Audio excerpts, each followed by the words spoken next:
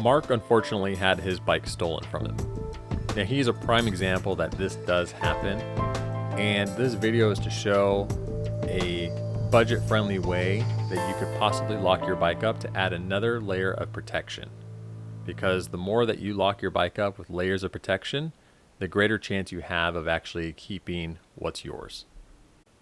And we all have cable locks. We all have chains. You know, we like to put the cable locks around certain parts of the bike, or the chain around certain parts of the bike, whether it be through the wheel and then through the frame, or through the frame and then around something else. And then you also have U-locks. Now all this stuff, we all know that you can cut with bolt cutters or a grinder, especially a U-lock. A U-lock has plenty of surface area for you to actually cut and grind through.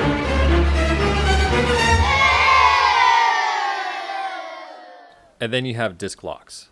But this is a budget-friendly option to add an additional layer of security to your bicycle.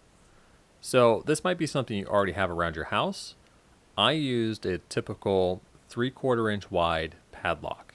Now for my particular bicycle, this worked out perfectly. And then I also had a master lock here, and this one did not work, but we'll get into that in a minute. And then you'll want a bright lanyard of some sort, or some kind of bright rope to identify, because you're going to forget the shit out of this thing unless you put this on there. So basically you just loop it through there. You won't forget about it. If a potential thief walks by and sees it, he's going to realize that there's a lock right here, and he's probably not going to screw with your shit. And hopefully he'll just walk away and leave. But there's a mount here for the caliper for the disc rotor, and I basically put my lock between these two pieces right here and was able to lock it up.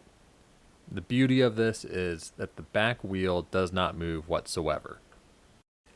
And it's super easy to take off. And the best part, it's very convenient to carry this with you. It takes up very little space, so just throw it in your bag on your bike, and there you go, an additional layer of security. And remember when I said all locks aren't created equal? Well, here's a prime example. Unfortunately, I cannot lock this lock where it needs to be because of the shroud on the outside. However, it does fit around the rotor on the inside. The thing I don't like about this though is while it stops the bike from actually making a full rotation with the wheel, it has the potential to chew some things up. So if you forget it or somebody tries to run off with it, there's enough play in there to where it'll start scratching things up and might even bend the rotor. So if you can, stick with the smaller lock that definitely fits in an area like this. That way you're properly secured. It's hard to get bolt cutters in there. It's hard to get a grinder in there. And most of all, your bike's a hell of a lot safer than it was 5 minutes ago.